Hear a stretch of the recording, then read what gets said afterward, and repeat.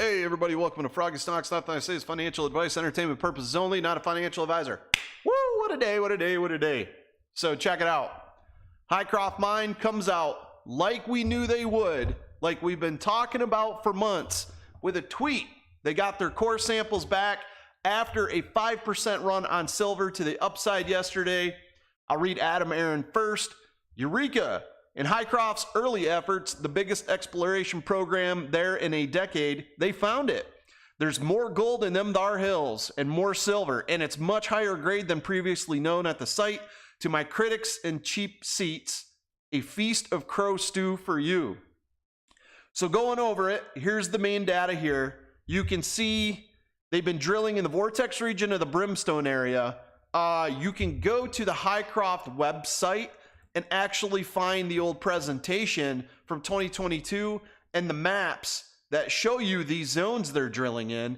The most important thing about Hycroft Mine and Diane Garrett is they are playing battleship here. They are finding out exactly where the materials are, exactly how deep they are, and they're mapping. If you're a gamer, you know the importance of mapping. If you're an old gamer like on Nintendo, they are mapping out and identifying where everything is in Hycroft Mine, which increases the asset value. It's like owning a diamond. If I tell you I own a diamond, but I can't find it, then you're gonna tell me I don't own anything. So that's what they're doing. You got multiple holes at multiple different levels, lots of gold coming in with really good numbers here.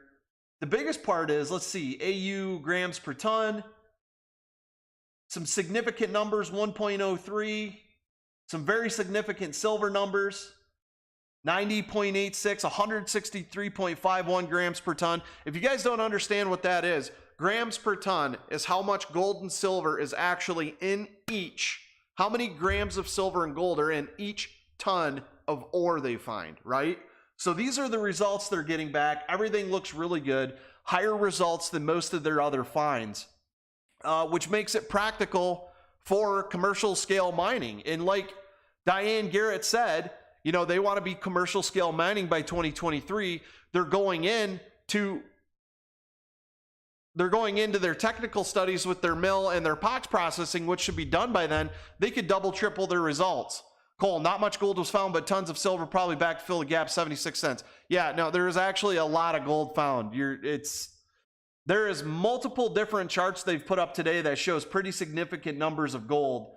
The silver is the key though. Silver is going to be a pretty significant rise. Hole H22R-564 has at least 3.77 grams per ton combined with these other sample cores. That is a significant gold find. The silver is going to be key though anyways. Silver prices are going to go up. The demand's going to go up. It's very significant. They've known about mineralization of silver in that area for years. They've got it in their actual studies, which I'll see if I can pull up the news, event, stock information. They changed their site up a little bit. Let's try the corporate presentation. It's been a minute since I've been here, but I don't know what you were talking about. Gap up to 76 cents. We went over $1 today. Anyways, what I think is going to happen is with these new numbers, you're going to get more investors that want to come in.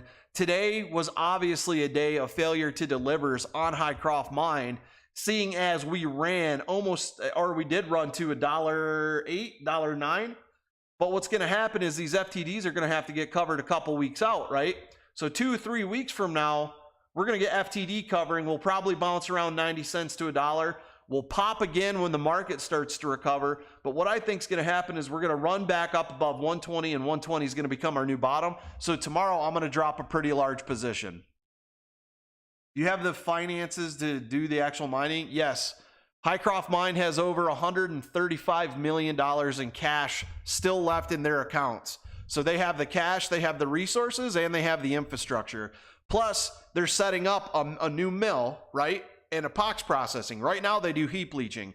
In the past, they didn't have a mill on site. They had to take ore off site. So what they're doing is they're finishing their technical studies so they process efficiently and produce efficiently. And by 2023, Diane Garrett has said, and I quote, "We will be full-scale commercialized mining." So they could triple their gold and silver output by the end of 2023 by going not just with the leaching pads that are kind of out of date and very not very cost friendly on consumables, but they're going to go to this new POX processing, which does silver, gold, and actually does uranium too. I still think there's a hidden uranium value in Nevada, and I think that's why Sprott's really concerned with it. Love that Diana's going to the summit, the fresh drill data. Yeah, she's going to pick up new investors, absolutely. Warren McCown, what's up, brother? Good seeing you. KL, great news. Yep, for everybody that held and bought the dip, I know it was frustrating. I know it was hard. But one, you learned patience. Two, you bought the dip and now we're on the rip. So your lots that you bought the dip in are now in the money. And what I mean is your brokerage should show you all your different buy orders and which lots of those buy orders are in the money and out of the money. So now if you decided to, you could go in and sell your lot at the new high that we just had, cash out and buy back in lower. I use it. It's called lot averaging. It's a very good tool. Not to mention that, okay, Hycroft, let's see if I can find the right chart. This might be a new one, actually. But here you can go and see where they're talking about brimstone, vortex, the depths, the areas that they know these assets are in. This is what they're doing. They are identifying every single asset that's in the mine. And what they're going to do is they're going to start producing. They'll double their rates. And out of left field, you're going to see like companies like Barrick Gold come in and go, whoa, whoa, whoa, we'll buy it from you. Stop. We know it's here now. Cool. You guys did all the work. Thanks. When they buy that out, your Hycroft shares will go through the roof. The more they locate, map out, will draw more attention. $1 a call. I do not buy calls on meme stocks. I don't recommend it because especially weekly calls, I think they're a disaster. If you guys haven't figured that out by now, I do no options may. What I do is buy the rips, sell the dips, and if anything, on my meme stock purchases, I use the SPY to hedge against, which I did 2 days ago. I bought a SPY put, 405 for October 21st. Everybody thought CPI data was going to be good today, and they were bullish. Well, it turns out it wasn't. It was bad. It was higher than expected. Inflation rose. And I'm telling you right now, I told everybody, you can identify a better CPI estimate by just going to the grocery store and looking at your food prices.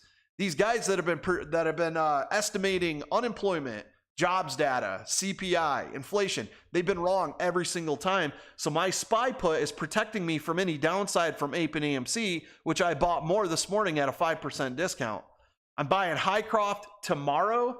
I do think they are going to fail to deliver on this very radically, which you can see here. This is shorting and failure to delivers.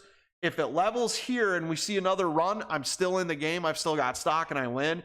But if I'm patient and tomorrow I get a dip around 91, 92 cents, then my position is going to be even stronger for when this thing runs in a couple weeks.